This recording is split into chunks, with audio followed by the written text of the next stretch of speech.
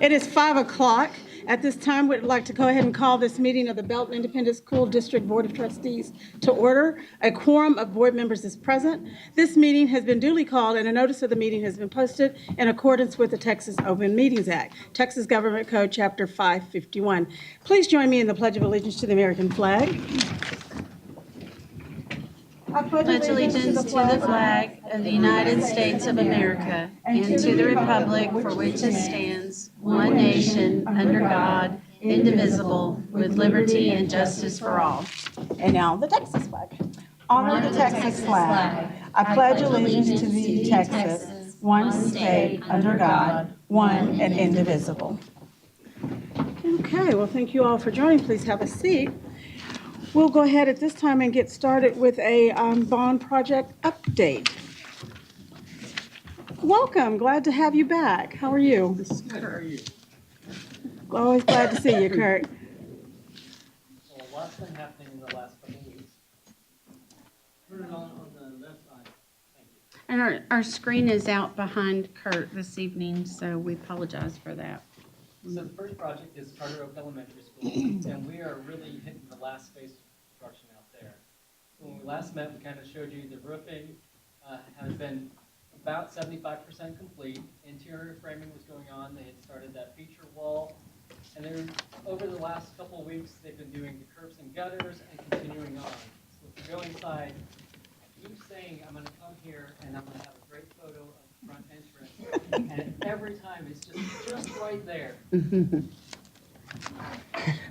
So right now, unfortunately, if I would have taken a photo probably 2 days ago, most of the stone masonry on the front of the building has been erected. All the masonry coming from the main entrance, going all the way around the north side of the building, all the way back to right back here, which is the cafeteria has been completed. We have the library here where they've got stone and the canopies going on. And then the bottom area is on the other side of the library where all the masonry has already been completed. Looking at it, one of the last feature items that they had to install was actually to get the skylights installed into the building. And so if we look at the bottom right photo, this is actually the framing of the skylight wells. I think the contractor has dubbed them the D's and the C's because if you look at them from the bottom, they kind of look like a D and a C. Very tricky and one of the last features. And once those skylights are uncovered, it's going to bring a lot of light in the main corridors. Over the next couple of weeks, they're going to finish the parapet capping. And I think we're around 90 to 100 days left of construction. So we're really at the end of it. They've got ceramic tile going in the 4th and 5th grade wing already in the bathrooms. They're getting ready to get the concrete finisher on site. And so it's beginning to really rapidly ramp up over the next couple of weeks. And next photos are going to be all interior shots. They've been painting in the gymnasium. We've got red structural members that go across. They've got those all painted. So we'll have a nice contrast between the white and red. It's really taking shape, and hopefully we'll get some great interior photos for the next meeting. Are there any questions? No questions? Okay. And then the small project, Lake Belton High School. This thing, unfortunately, the weather has not been friendly, and we have not been able to get some drone photos from the contractor. The rain, the wind, all these things. But when we look at this from the last meeting, we had the beginning of the structural steel going up in the classroom wing. We had the gymnasium just being framed, nothing up front. And over the last couple weeks, kind of hard to see, there's been a lot of progress going on. So this bottom right photo is actually the second story wing has already been erected. They've already poured the concrete. So you go out there and you can see the massive structure for those classroom areas. Both floors already done. They've been pouring the concrete on the first floor in the hallways where we have this nice red aggregate that's been cast out into it. So you have these flecks of red going through it. And they've been moving on that side. And then on the other side with the gymnasium, we've got all the structure on the top for the roof decking has already started to be installed. We've got the feature wall on the outside that has the LBHS going on there at an angle. This is actually down from the south side looking back up at the gymnasium. And then if we look at the center photo at the top, this is actually the framing going in for the auditorium. So they've already done the two-story steel going up. Last time I was out there, they had most of the members already erected up there. And so we're seeing on both the educational side and the athletic side, major progress going on. I don't have a photo of the athletic fields, but we've met with them, and they've already started going out there and getting the base ready for both the baseball, softball. We've had the pads poured for most of those buildings already. And over the next 6 months, we're going to really see everything come up and have the mass of the building erected. Studs will start going in. And honestly, it's been really smooth, knock on wood.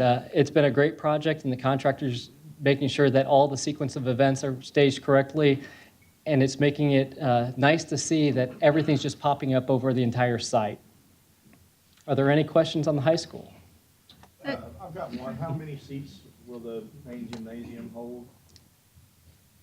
I can't actually answer that right now. I'm trying to remember the shop drawings. We actually just got into review, and I know they're going through and checking the amount of seat counts. I know that we've done some switching to get the ADA aisles from the shop drawings correct. Okay. They had, I want to, a little bit less than we anticipated, so we've done some revisions on that. It's been a while since we've looked at that number. I want to say 2,000, Mike might remember, but we can look that up and bring that back to you. What does our current gym at Belton High School hold?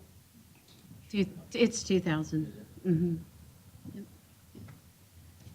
And it's full. When we have 3,000 kids at the high, I mean, essentially, yeah, 3,000 kids.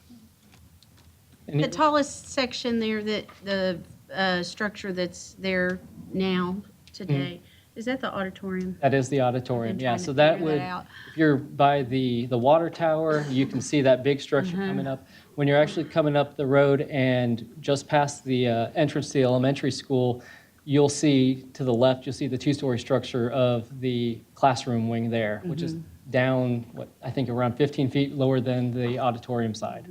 The auditorium is tall. Any further questions? No, thank you for that update. Thank Seems you. like progress is being made regardless of the weather. That's Yeah, awesome. the wind was about the only thing that we had a little impact on the last couple of weeks. I think last week we had 50-mile-an-hour gusts, so they weren't able to apply the steel that day. But besides that, they've been able to do a lot of work on site. Great. And concrete keeps going. We still have about 3 more pours, I think. That's awesome. Thank you. Thank you. Appreciate that. Next up, we'll talk about some attendance boundaries update. Okay, well, we finished our public forums last week, and so we've had a chance to talk with our demographer a little bit more about the southwest area. And so Michelle, who couldn't be here this evening, put together a presentation for us to review, and I've provided that for you. But I wanted Dr. Muller to go over that, and then want you to have an opportunity to talk about anything you want to talk about regarding attendance boundaries. Our next meeting with the committee is January 7th upon our return from the holiday, and we still have a goal to make a recommendation to the board at the January regular meeting, which should be January 14th. Okay. Well, I tell you, before I get to the first slide, let me kind of remind you of the 7 parameters that were kind of the agreed upon guidepost as we entered into this process. And the first one was that, and these were not necessarily prioritized, but the first one was to create boundaries that would last at least 5 years. The second is, as much as possible, to keep subdivisions together. The third was to reduce overcrowding in the buildings. The fourth was to design boundaries that facilitated transportation routes. The fifth was to use natural boundaries wherever possible. The sixth was to balance the demographics of the student populations across the different campuses. And the seventh was, as much as possible, to keep pure feeder patterns. And so, as was discussed when those parameters were laid out, it's very difficult, if not impossible, to achieve all 7 of those, because sometimes they conflict with one another. And so as we kind of roll into the final stages of our planning process, I thought it'd be a good idea to just remind you of those parameters. And so the first slide is we are down to 2 plans, Plan A and Plan E. And they are pretty much the same plans with one difference, and that's called the Lakewood Hook difference. And in one plan, Plan A, the hook goes south to Belton High School. So in Plan A, Lakewood Elementary, because the Lakewood Hook is out there in the Lakewood Elementary zone, Lakewood Elementary students would go to, in the hook, would go to Belton Middle School and thus to Belton High School. So that's Plan A, and that's called the South Feeder Plan. Plan E, they would go north, and so the students in the hook, and there are 100, and you can see the numbers there, there are 100 elementary students in the hook who reside currently in the hook, 50 middle school students, and 80 high school students. So in Plan E, those Lakewood students would go to Lake Belton Middle School and on to Lake Belton High School, so the North Feeder Plan. The difference in those two plans, when you start to look at them, is in Plan E, Lake Belton Middle School exceeds capacity sooner than in Plan A, and we'll see that on the next slide. And so you can see, and this is color-coded, and the colors mean when it's yellow, it is 95%. 95% of capacity. Orange is 100 to 105% of the capacity, and then red is over 105% of capacity. So very quickly, you can just look at this and see that, okay, well, we're going to start to exceed capacity much, much sooner in Plan E than we are in Plan A.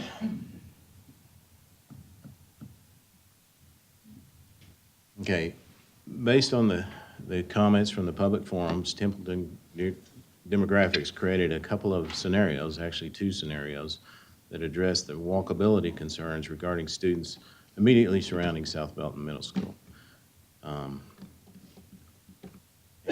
The numbers shown on this slide are from Plan A, so we're going to show you Plan A and look at both these alternative plans. Next slide. Okay, so the one alternative plan would be to simply flip Southwest Elementary with Miller Heights Elementary. That would be where Miller Heights would, currently in Plan A, Miller Heights goes to South Belton Middle School, and then they go on to Belton High School. In the alternative plan, Miller Heights would go to Belton Middle School and Belton High School. And likewise, you just flip with Southwest. So in Plan A, Southwest goes to Belton Middle School and then on to Belton High School. In the alternative plan, Southwest goes to, and this is all of Southwest, goes to South Belton Middle School and then to Belton High School. Dr. Muller, Yes. one question. So if I'm reading this right and to make sure, regardless of what we do, Miller Heights are going to be bused to their junior high. That's right. If they go to South Belton Middle School, they're going to be bused to South Belton. And if they go to Belton, they're going to be bused, obviously. Exactly. But the alternative plan here would keep at least a certain amount of people that live in the Southwest. Theoretically, some of them live close to South Belton to where they have the walkability to not only junior high, but junior high and elementary schools, instead of busing them over. And that zone that we're talking about that are walkers extends from south of 2nd Street all the way over to Main Street. Okay.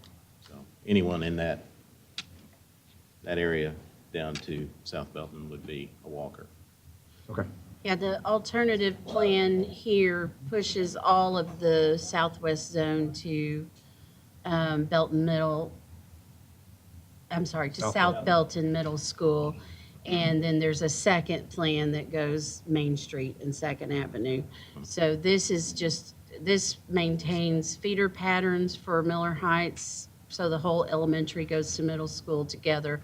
And same thing for Southwest. It just flips what you saw on those proposed maps. Because on that one, we had people from Miller Heights being brought into a neighborhood to go to South Belton, but then you had people living next to South Belton being bused over to go to Belton Middle, and so we just flipped those. Okay. Yeah, and that was logical for the demographers because it, looked like it was closer going that direction. but in reality, it's not very, it's very close in distance, and you are busing students already from Miller Heights. So on the next slide, you can see the numbers, although it's kind of hard to see those. Rachel, can you expand that just a little bit?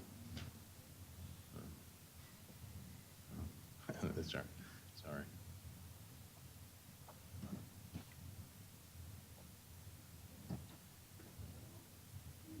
Well, the numbers are a little bit hard to see, but you can see that you have Plan A, and then you have the alternative plan layered in there. And you can see that the enrollment differences are very, very slight, if at all. Enrollment differences between Belton Middle and South Belton Middle School. And you can also see, in terms of the percent of students who are economically disadvantaged, those percentages change very, very little as well under this first alternative plan. So,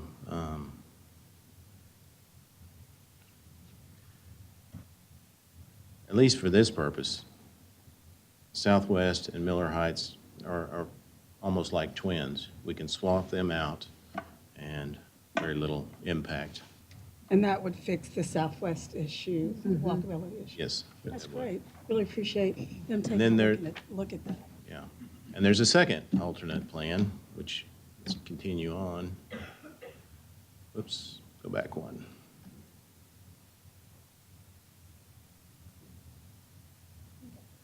Yeah. And in this one, we split Southwest and let the walkers go to South Belton, and those who do not walk continue to go to Belton Middle School. And Miller Heights remains at South Belton Middle School.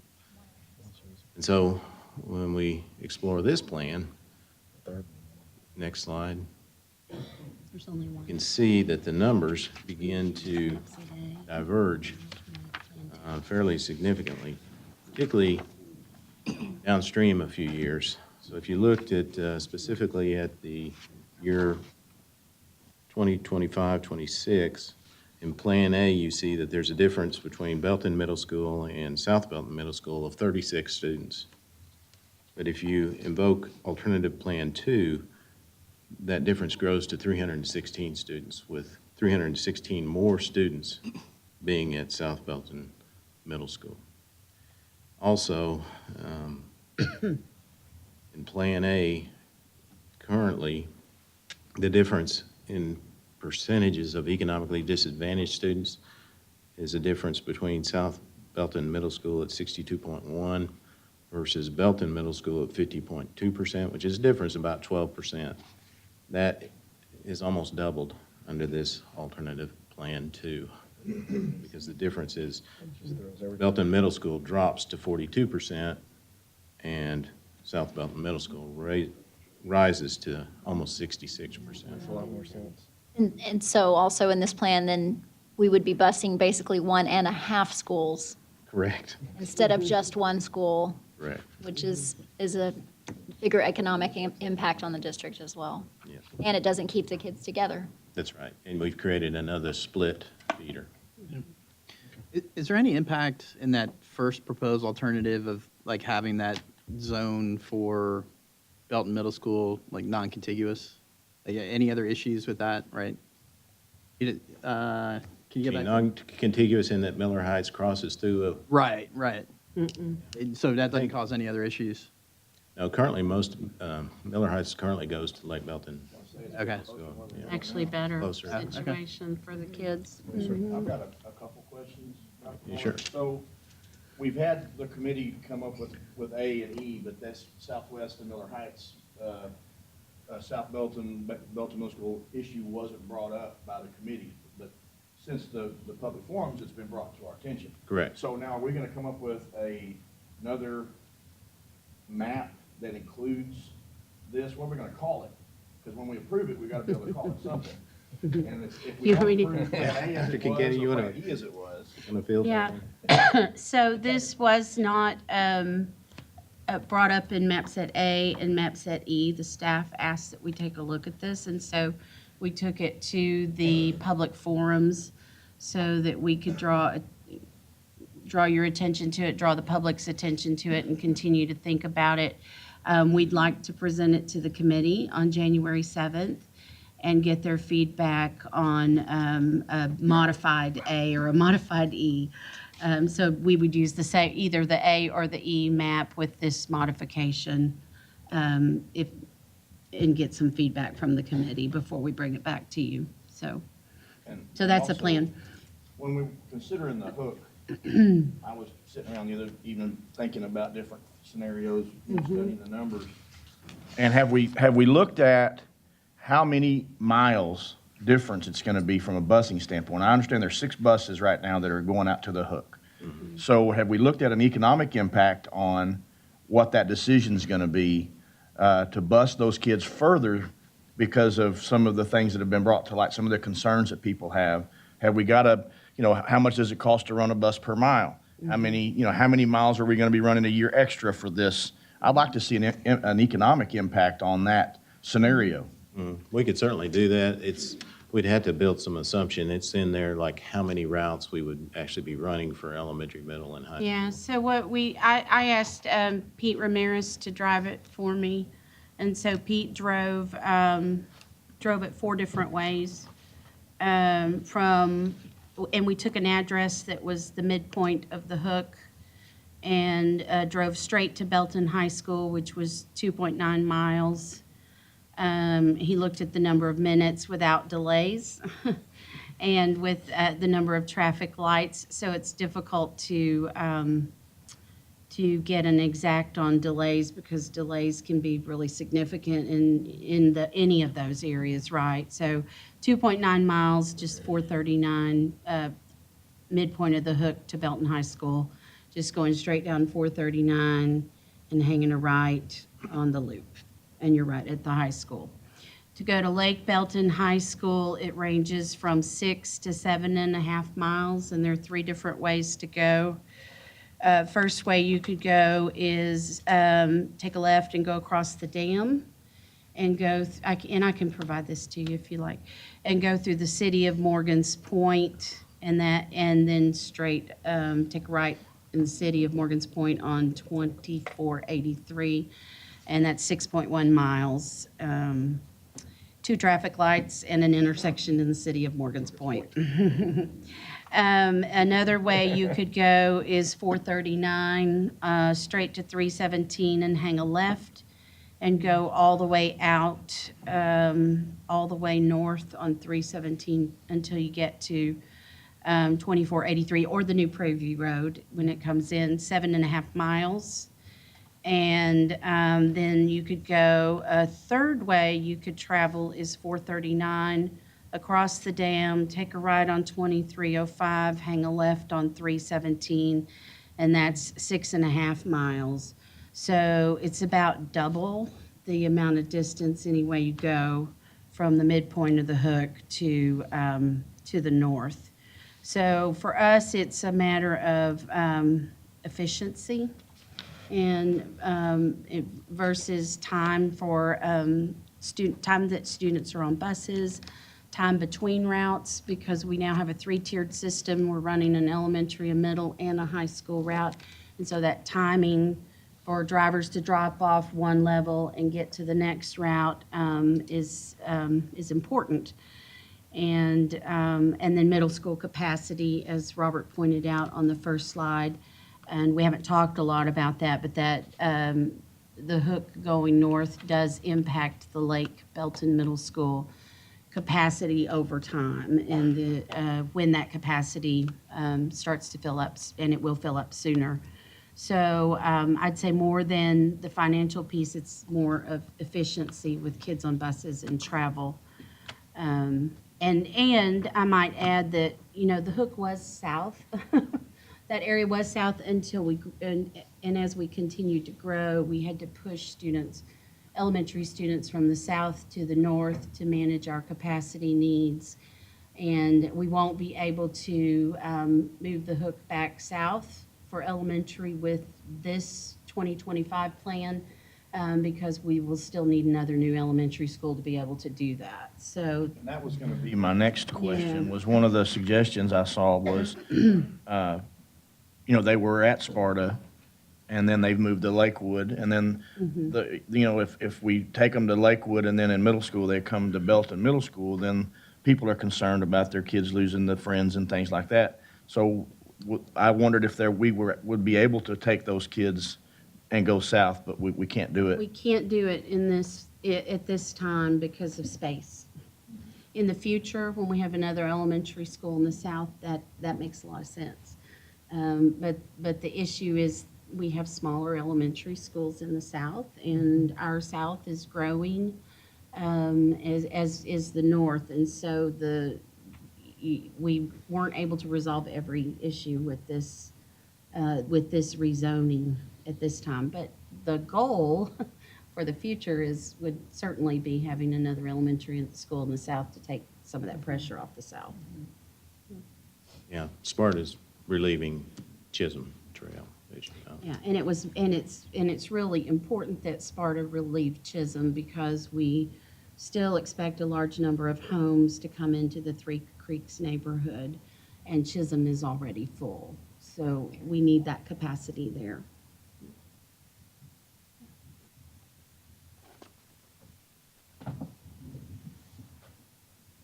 So we haven't quantified it in terms of dollars, but we have in terms of efficiency, and how long kids will be on routes. And I drive all the way from the city of Morgan's Point every day, and it is a drive when there's traffic all the way through and around the high school. And it will be the same around a new high school at Lake Belton High School. So it'll be twice as far. So that's a decision that you just have to wrestle with. Yeah. Okay. Any other questions regarding this particular topic? You have some more feedback? Chris, we're looking at you. Go. I don't know. I pitched this to my 7th grader and said, "Hey, look, if you didn't know any people, right, in this scenario, just looking at the maps, what would you do, right?" And she came up with, if you just draw a point in time and say, "Hey, look, going for you zone it for, zone the hook north, unless you're in kindergarten, right? And so start everybody kindergarten next year, right? So kindergarten would go Sparta and everybody else would go north." I don't know how feasible that is, but could we do something like zone it south with the option to go north, through transfer, and so that relieves Sparta a little bit. I still don't. I still think we have work to do on the Sparta numbers, right? Because of the special programs and things like that. But yeah, is there a transfer option to help keep the kids together, right? Because in my mind, it comes down to how do we keep as many kids together as long as we possibly can. And I'm still wrestling with that, right? I mean, that's what it comes down to for me. I don't know. It's tough. I just know that now that I'm getting old and I have old kids and one that's graduated and another who's a junior and another who's a freshman, I've seen my kids' circle of friends change when they went to middle school, and especially when they went to high school, because of the split in what am I going to do? Am I in choir? Am I in volleyball? Am I playing football or baseball? So the kids that you're eating lunch with at elementary school are going to be different than the kids you're going to eat lunch with at high school, because I've seen it go full circle. Yeah. But I do understand the concerns. If I would have had kids in elementary, I would have been concerned. But I've seen what happens through the years. Yeah. I think if you look in the crystal ball, right, with the way we're growing, it's gonna, if it doesn't change this time, it's gonna have to change next time, right? I mean, I think that's the reality. So it's just when and how do we deal with it, right? And then Sparta also gets the 3-campus teacher right there close. They like their elementary kids to go close, so that kind of skews their number a little bit too. Yeah. We've typically seen teacher requests in that complex, and we have pushed in transfers too, because that's where space has been available most recently. But with new attendance boundaries, that won't be the case. Right. All right. Lots of things to think about. Wow. Okay. Dr. Miller, do you have anything else for us? No, other than, I think liberal transferring, grandfathering, whatever you want to call it, has been the case in the past. And I'm sorry, could you say that? as long one as you more don't time? couple transportation with that. I said liberal, allowing for liberal transfer policies has, I think, been used in the past in rezoning, so I'm sure that would be an option. We would Some probably recommend implications that. for high school students moving back and forth that we'll outline after we get through with this piece of the process. It's different than what we've dealt with before because of UIL implications.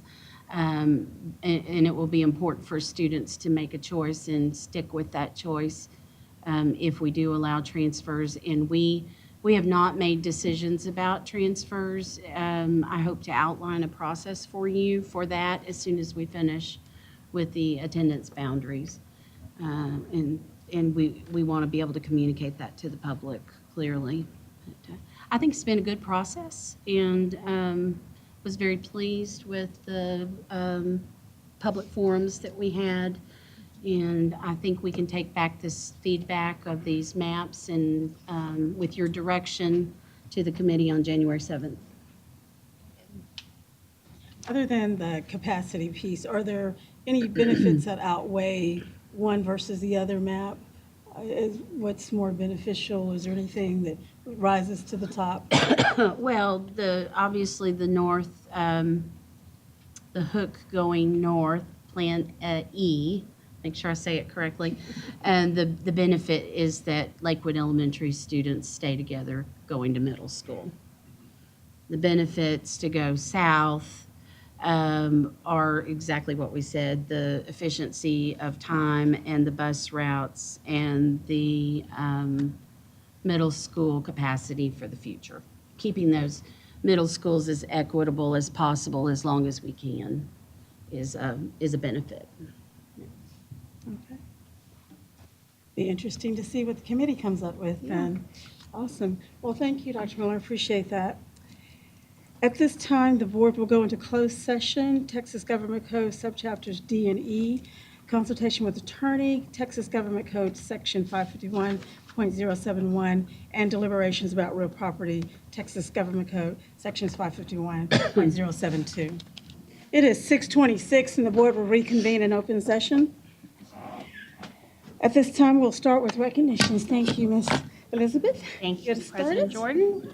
First up tonight, we have a very special recognition. Belton New Tech High School at Wasco freshman Shivangi Oha's poster submission was chosen by the National Association for Pupil Transportation as the winning poster for the upcoming 2019 National School Bus Safety Week. That's correct. So Shivangi won the 2018 competition here in the state. Her poster went on to the national competition, and we will all be seeing it next October 2019, as the national poster for School Bus Safety Week. Congratulations, Shivangi.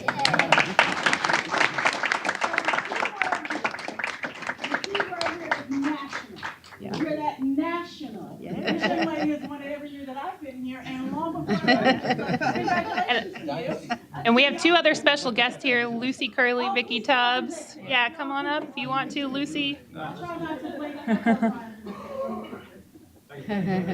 up Lucy and Vicki, come on up. Yeah. I know our transportation department has greatly appreciated having this student support, and so they're here tonight to join us. Congratulations.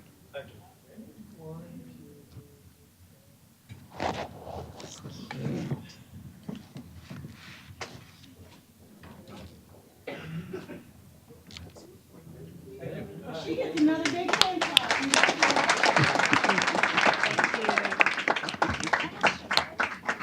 And we've watched her grow. And our next group tonight, we're recognizing several students that attended the Texas State Thespian Festival. 25 in total represented Belton High School Theater at the Texas State Thespian Festival in November, with students achieving outstanding distinctions among more than 8,000 attendees. 6 students competed and received a superior ranking in individual events. Those students include BHS junior Evan Taylor. Come forward. Congratulations, Evan, who competed in monologue. BHS Junior Kara Fish. And BHS Senior Kate Salters, each for solo musical. BHS Senior Aaron Shorts received a superior ranking for competing in short film. And BHS Junior Jamie Pearson competing in costume construction. Jared Lara, a senior at BHS, received a superior ranking in costume construction and actually received a perfect score. New Tech junior Caitlin Kempf was selected as one of only 35 students from across the state to perform in the closing ceremonies. She performed with Annalee Ashford, Broadway performer and Tony Award winner, in front of an audience of 8,200 people. And you'll be able to see Caitlin as Wednesday in the Addams Family coming up in January. More on that later. One more. New Tech senior Ian Farrell was elected last year as a state thespian officer and worked throughout the year as one of 19 officers from across the state to prepare for the festival. During this year's event, BHS junior Ethan Taylor was elected as a state thespian officer. In addition to planning next year's festival, Ethan will also teach leadership workshops and juniors festivals representing BHS in this capacity across the state. Are you gonna act like you like each other? Melissa, you want to head up there? No? We're going to add the directors in there too. A little bit more trivia. This was only the second time that the Belton Thespian Troupe attended the state festival, so we're really proud of these results. There was more than 300 troops there. Congratulations. And some of these students will be returning in January to give us a little bit of a preview of the spring musical, The Addams Family. It's too hard to hold on to and shake people's hands. Congratulations. That's not me, just hate anyone.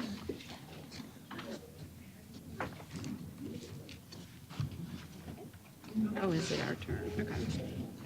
Our final recognition this evening is the Big Red Community Partner of the Month. A student's ability to learn and achieve is impacted by much more than just what they experience in their classrooms. As Belton ISD continues to prioritize creating safe and secure and inclusive environments, it is important to recognize the role that strong community partners play in addressing other needs for our students and their families. Each month, Helping Hands Ministry of Belton provides support to over 3,000 of our neighbors through aid with their food pantry, clothing, utilities, and other relief ministries. Helping Hands is now home to Project Apple Tree, a significant volunteer effort that ensures so many children have what they need to successfully start the new school year. This summer, leading up to Project Apple Tree Distribution Day in August, Helping Hands supported our efforts to promote and educate more in our community about pre-K enrollment at Beck's. And they also are a big part in our annual tradition of the FFA food rally at the HEB. I know Dr. Kincannon can tell you stories, and I think, Janet, you can too, about what it's actually like to race a cart. And Jeff, yes. It's awesome. Oh, Jeff says it's awesome. Okay, I'm on your team next time, Jeff. I did what she told me. Yeah, I don't run. So representing Helping Hands Ministry of Belton for this month's recognition is Executive Director Tasha Roberts. Thank you, Tasha.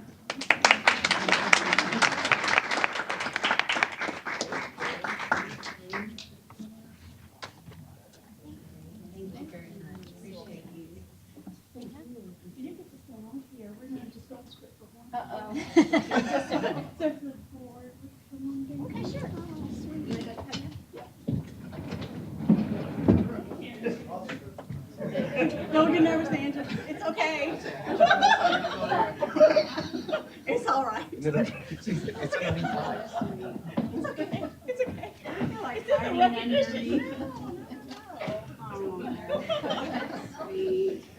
We want to wish you and yours a very happy holiday season. We want you to know how much we love you and we appreciate you. I personally can tell you that I am just so thrilled that you're our superintendent, and I just don't even know what we would do without your guidance and all your wonderful advice. And we just love you so much. And I know the board has probably thank you, David. Thank you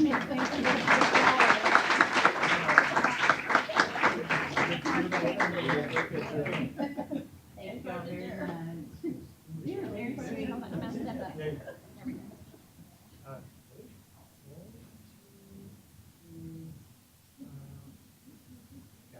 Thank you so much. Y'all are awesome. Thank you. Thank you. So she and I started this like journey together like a week apart. Y'all wanted to do something. I didn't know what I was saying. Sorry. I'm ketoing We're and doing good. Oh my goodness.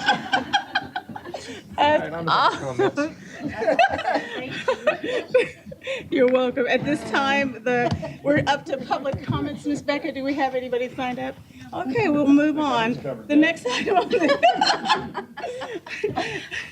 the next item on the agenda is the consent agenda. Does any board member wish to have any item pulled? If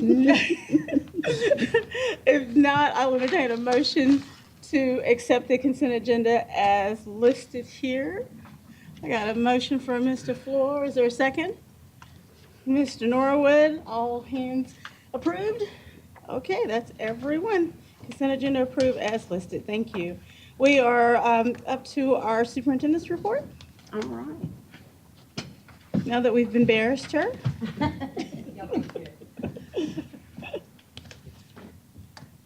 Thank you very much. There are many items in there I see I can use, so I appreciate that. Now I can eat something that's in there. Right. Just a few items this evening, probably more than I typically have, but there's so much going on in the district to mention. So I just wanted to talk a little bit about academic UIL. Elementary UIL was held on Saturday, December the 1st at Belton High School, with writing events held Wednesday prior to the event at Chisholm Trail Elementary, and that's something we typically do every year. We had about 558 students, and over 100 of our staff members participated. Our first through sixth place event winners received ribbons and/or medals during assemblies at their campuses. And academic UIL is a longstanding tradition in the district. It's something we've done for many years. It's a great experience for our students, especially for our high achievers who just thrive on the competition and the opportunity to showcase their academic skills. So when you think about moments that matter and things that you keep over time, those little ribbons and medals really do matter. And you do hold on to them. So special moments for our elementary kids. Same for middle school, except we haven't had it yet. We'll have that on January the 26th at North Belton Middle School. Some of those events will be held the day before. Typically that's writing, and I believe there's some art events that happen early as well. We have over 50 staff members coaching over 300 middle school students in preparation for that event. And then at the high school level, academic UIL consists of multiple meets. This year, our students are participating in meets in Salado, China Spring, Austin, Midway, Westwood, and Pflugerville. And I say Westwood like that because like Westwood has like really high expectations, and so I love competing against them. We started those academic UILs at the meets at the high school level at the end of October, and they conclude with a district meet on March the 30th. It's at Belton High School, and students who qualify can advance to regionals at Baylor University on April the 12th, Sick'em Bears, and then students can also go on to participate at the state level at the University of Texas in Austin on May the 2nd. This past weekend at the high school level, we had an academic speech and debate competition in Salado. We had a student take first place in prose, and we had a student take second place in debate. When we come back in January, we have one of our National Merit Commended Scholars who will be competing in the State Congress event, and then we have another academic meet that will be held in China Spring. All right, next picture there I have is of our Magic Bells, who will be performing on New Year's Day at the Tournament of Roses Parade. They participated in practice this weekend in Houston, and the word is we had some great feedback that our girls impressed the choreographers, and because of that, they will be placed front and center in the parade. So we are excited about that and look forward to watching them on the New Year's Day. So be sure and tune in. is that at 10 o'clock Central Time or is it 8 o'clock? It's 8 o'clock California time, so. Pacific Standard Time, so is that 10 o'clock here? And I want to thank everyone who's made this possible. We have a fantastic sponsor in Rachel Hill, our teacher. But the Temple American Legion donated $4,000 to our girls for the trip. And then this past weekend, Ty Taggart and John Holmes cooked some barbecue and raised about $5,500 for the girls. So thank you for that. I've even taken $350 since Saturday. Oh, wow. I was saying, hey, I couldn't make it, here's some money, so. So it's about pushing six now. That's great. Yeah, that was very nice. And a lot of excitement out there, a lot of good people from town all around supporting the girls. So that's fun, and we're looking forward to that. And I know Telegram is represented here too. The Temple Telegram ran a really nice article on the event as well, so I want to thank Mariel for that this evening. All right, Fine Arts Holiday performances.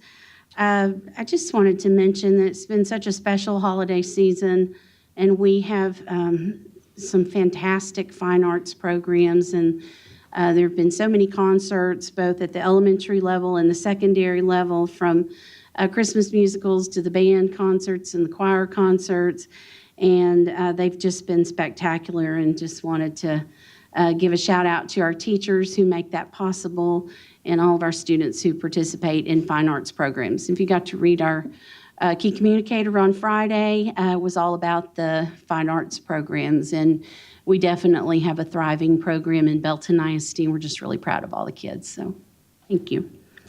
Next, I want to introduce and formally announce that Jennifer Connor will be the principal at Charter Oak Elementary School next year. Why don't you come up here, Jennifer?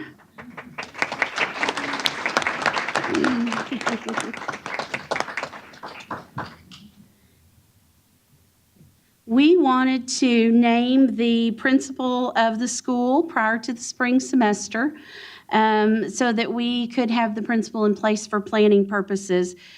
Jennifer will continue to serve as the principal of Miller Heights throughout the remainder of the school year, but she will also be assisting with the selection of teachers for Charter Oak Elementary, and then begin some planning activities to get ready for the first of the year, August 2019. So we're excited for Jennifer. She has been in Belton ISD for 13 years. She has 25 years of experience in education, and has been the principal of Miller Heights Elementary since 2011. Congratulations, Jennifer. Thank you. Yeah, do you want to say something? No. We know she'll do a great job at Charter Oak, and we already have her working on some things, so we're excited about that.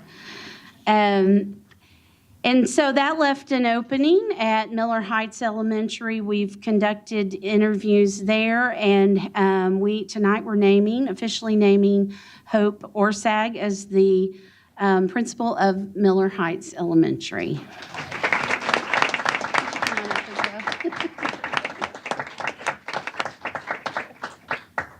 Congratulations. Hope has been the assistant principal at Miller Heights Elementary since 2016 under Jennifer Connor. She has 17 years of experience, all in Belton ISD, and yours truly hired her 17 years ago. She's a fantastic teacher, and she will be a fantastic principal as well. She's well-versed in our district's vision and our initiatives, and we are confident that she will provide the continuity that we desire for Miller Heights Elementary, while continuing to help increase student achievement and providing the culture that we want for our kids there. So congratulations to Hope. Appreciate you. Thank you.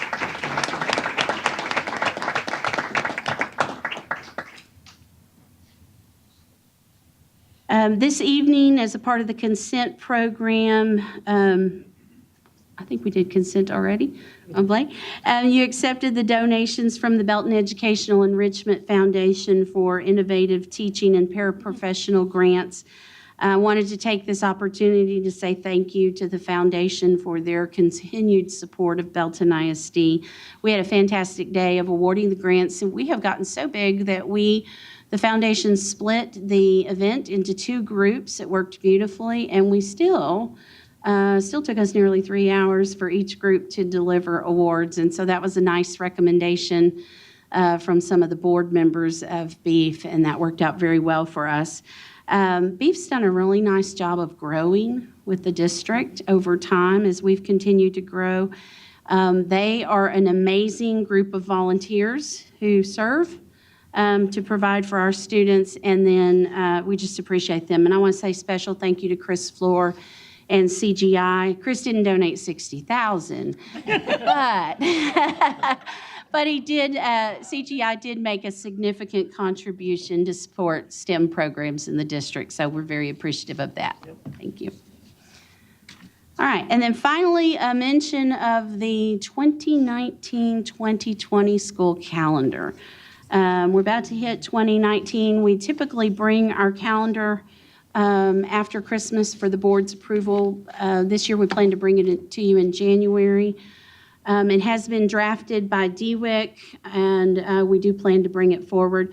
I want to thank Dr. Mueller, who worked with a subcommittee of the DWIC to develop a draft. And this year, we only have 1 calendar that will be recommended. We typically have 2 or 3 that go to the teachers for a vote, and then those get pushed forward. But there are always so few differences in the calendars because we're really limited on what we can do because of state mandates and holidays that we typically take. And so how genius that we might only have 1 draft to consider. And so I'm pleased with that. So a couple of things to highlight for you, and you'll see this again, but the first day of school is August 19th. We can do that because we are a district of innovation. Otherwise, we would have to start the 4th Monday in August. October 14th is marked as a student and a teacher holiday this year. That's a change of practice for us. Teachers are happy. I'm sorry? I've heard teachers are very Yes. Sometimes we need to change things, don't we, after years of doing them the same way. And we have done Parent Conference Day the same day for as long as I have been in the district, I know. And this was a request of the teachers that that we make this a teacher holiday as well. We have lots of communication with our parents using a lot of the technologies that we have, and we meet with them as needed. And so we're going to recommend that change to you. Veterans Day this year is both a holiday for students and teachers next school year. Again, a full week off at Thanksgiving. Spring break is March 9 through 13, and that is in coordination with other districts in our area and local colleges and universities. That's correct. Am I correct on that, Dr. Mueller? Yes, okay. Bad Weather Day is scheduled for April the 10th, and should we not have to dip into our required 75,600 minutes of school, then we would be able to use that as a holiday, which is Good Friday. You all know the legislature changed the way we counted school, and so we have some minutes banked, and so should we have a bad weather day, there's the opportunity to not have to make it up if we have enough minutes, which is what happened to us last year. And then the last day of school falls on May 27th in 2020. Significant year for Belton ISD as we open our new high school in the fall of 2020. But we would again propose that we go after Memorial Day, ending on the 27th, with graduation being on the 28th. Thursday is our designated day with the expo, and that works for us. And I noticed, I'm going to look at Robert for my accuracy check again, but many of the districts are going past Memorial Day this year as well. And then finally, just a note that we do allow our teachers to exchange a couple of days if they attend professional development on their own time in the summer, and they can comp out of 2 days on the calendar, August 6th and January 6th next year. So that's the 2019-2020 draft calendar, and we will bring you a recommendation in January. And if you have any feedback or have any questions, I'd be happy to listen or answer questions. Are we still looking at continue the practice of having 2 graduations on graduation day, the May 28th time? We are, if that works. Yes. That has worked for us for the last however many graduations we've had for New Tech, four graduation ceremonies for New Tech, and so that is the plan. We tightened the space between, I believe, this last year, and that worked. We didn't have as much space in between, but seemed to have worked well. Thank you. Anybody have any questions about that? All right, thank you. Next up, we have Dr. Rochelle Warren. She's going to talk to us about campus culture spotlight for Leon Heights.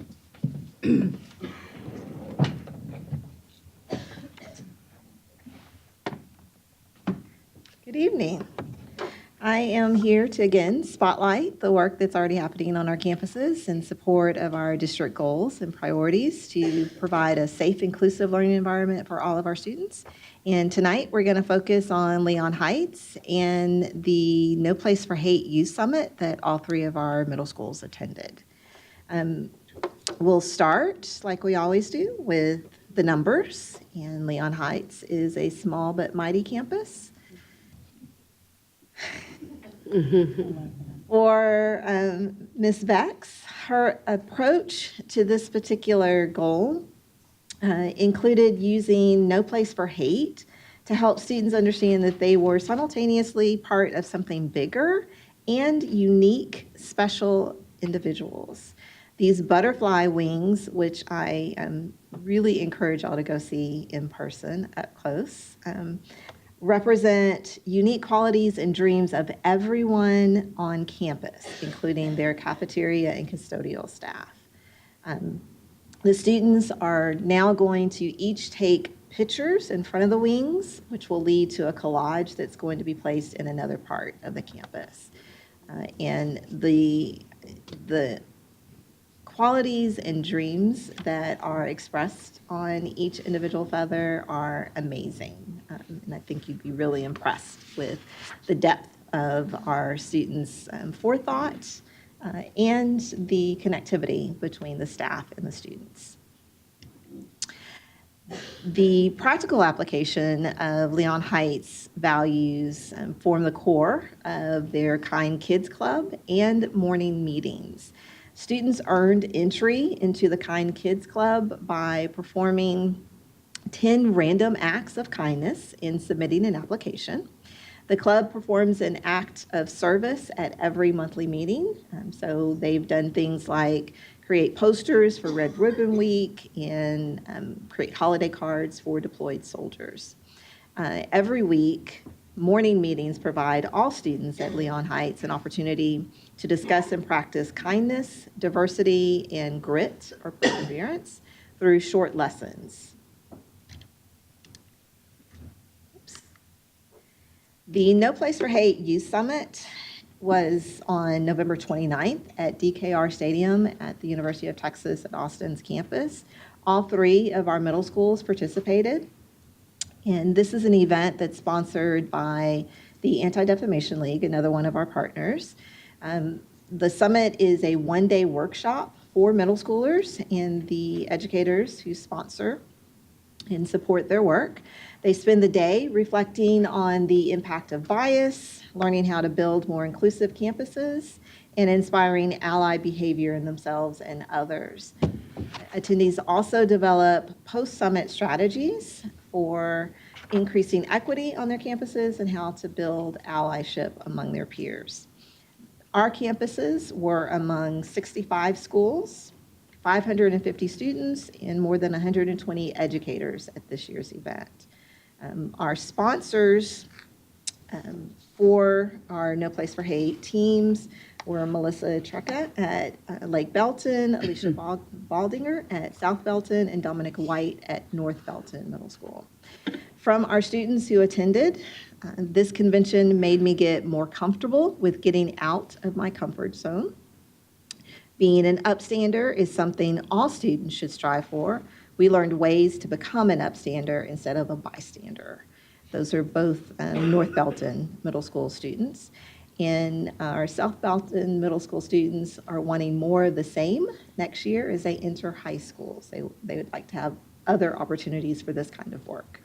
So again, these two brief highlights demonstrate a real commitment in allowing not just the adults in the district, but our students an opportunity to actively contribute to creating safe, inclusive learning environments that will work for them and their peers. And that is our highlights for this month. Thank you. Does anyone have any questions for Ms. Rochelle? Nope. Thank you very much. Very much appreciate that. Next item on our agenda is consider and take appropriate action regarding the 2017-2018 school year independent audit report. Ms. Paula Lau, good to see you again.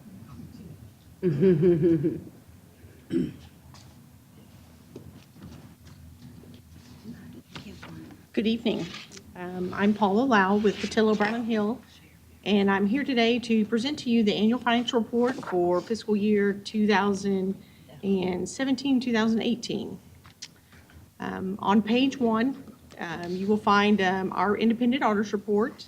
And basically what this report says is that we have audited the accompanying financial statements in accordance with government auditing standards as well as generally accepted auditing standards. And those standards require us to plan and perform the audit to obtain a reasonable assurance that these financial statements are materially correct. And I'm happy to let you know that we have rendered an unmodified opinion. An unmodified opinion is the highest opinion that can be rendered. It is also known as a clean opinion to most individuals as well. And also just to kind of let you know a little bit more background, I did meet with committee last week as well, and to discuss the annual financial report in more detail than what we were going to present to you today. Just want to give you a brief overview of the results of the audit and just to point out a couple of the financial highlights as well. And then any type of questions you might have or any type of discussion, I'm more than happy to answer those as well. But flipping on through the financial statements, I've already told you the most important part, though, that we have given a clean opinion. Wanted to point out one of the things we had to do this year was we implemented a new new accounting standard that the district had to do, and that included adding a liability that was in the financial statements that had not been included in years past. I don't know if some of you might remember, it was a few years ago, we had to include the pension liability, the TRS pension liability within the financial statements on page 15 of the larger packet. There you'll find the statement of net position. As you can see, the pension liability, probably about 3/4 of the way down to the page. It's a line item 2540. The pension liability is almost $16 million. A few years ago, we were required to include this information, but in the year that we're looking at now, fiscal year 2018, we're required to include a liability for the OPEB plan, or the other post-employee benefit plan, the TRS care, the health insurance for retirees, and that liability is $34 million at the end of the fiscal year. So as you look towards the bottom of the page, you'll see a net position the district has for unrestricted net position. It's a deficit, or it's a negative. I want to make sure that I point this out to you. Obviously, this district isn't used to seeing that, but this is consistent with other districts throughout the state of Texas. Any other district that I've worked with, every one of them have a negative net position, unrestricted net position here. So this is something not unusual. The state's aware of as well. But that's a significant change to you guys, so I wanted to make sure I brought that to your attention. On page 17 of this report, you'll find the ending fund balances for the general fund. It was approximately $32 million, with unassigned being almost $30 million. This unassigned fund balance is approximately 4 months of your general fund expenditures in the year that we're looking at, which I think this is what you expected to see as well. But flipping through much farther back of the report, on page 75, you'll find a couple more reports that we issue. As I mentioned to you earlier, we did have to follow government auditing standards, and I'm happy to let you know that those standards also require for us to bring to your attention anything that would come to us as our attention of like being material weakness or significant deficiency. And material weakness for this district would be something like if controls or processes wouldn't detect a material misstatement to these financial statements. I'm happy to say there's a clean report issued here as well.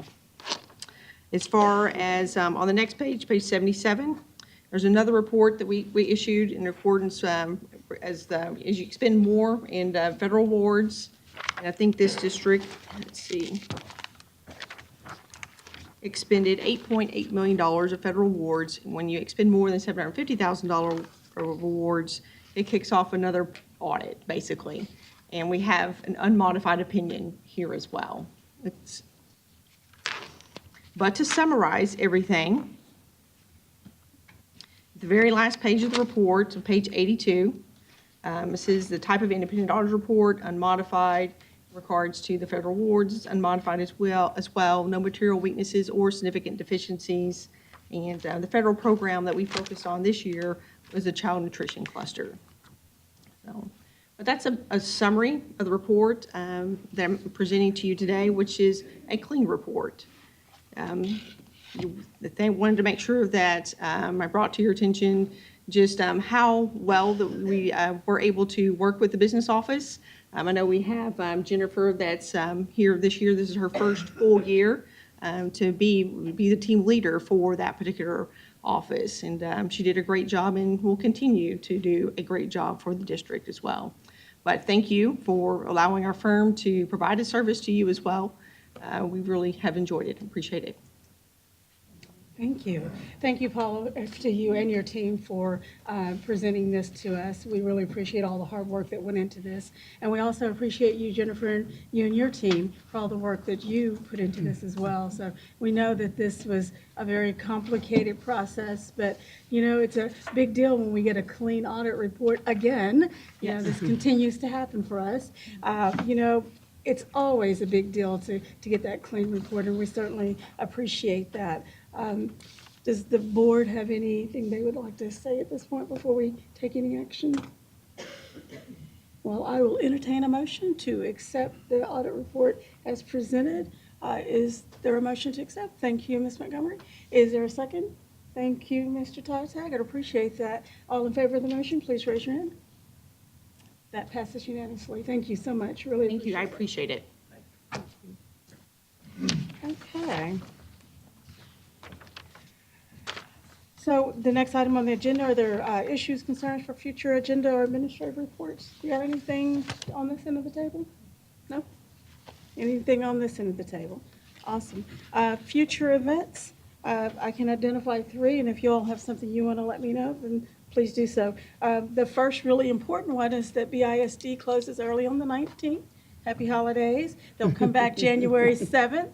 I have to tell you, as a parent of a BISD student, I have a son who's been counting the seconds on this one. He has been going to bed at least 5:30 every afternoon, getting ready to be off. I promise you.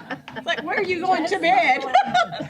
I'm just saying. He's ready for vacation. He's ready. And so January the 7th, when we return, the Attendance Boundary Committee will meet again. That is a posted board meeting, so we will need a quorum. Please let me know if you're able to attend that. And that will be here. And that in will this be here, boardroom. awesome. And then our next regular board meeting is January the 14th. So that's all I have for the moment. You all have anything that, no? Nothing on this end? We're all good? Okay, well then we are adjourned. Merry Christmas. Merry Christmas, everyone.